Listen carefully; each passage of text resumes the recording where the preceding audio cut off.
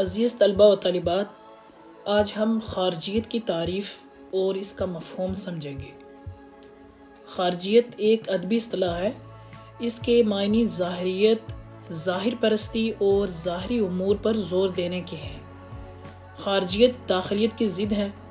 ادبی اصطلاحات کے طور پر خارجیت کا مفہوم یہ ہے کہ کلام میں باطنی دنیا کی واردات اور جذبات و احساسات کے اظہار کے بجائے ظاہری حسن کے بیان، سراپا نگاری، محبوب کے خد و خال کی تصویر کشی پر زور دیا جائے۔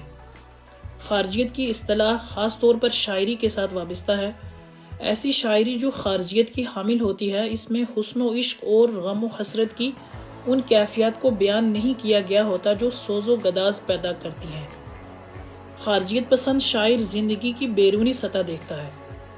پیکر محبوب کی قصیدہ خوانی، ظاہر بینی، محفل آرائی، انجمن پسندی، نشاطیہ لہجہ وغیرہ خارجیت کے عناصر ہیں۔ مرزا محمد رفیع سودا اور آتش کی شاعری خارجیت کا ایک بہترین نمونہ ہے۔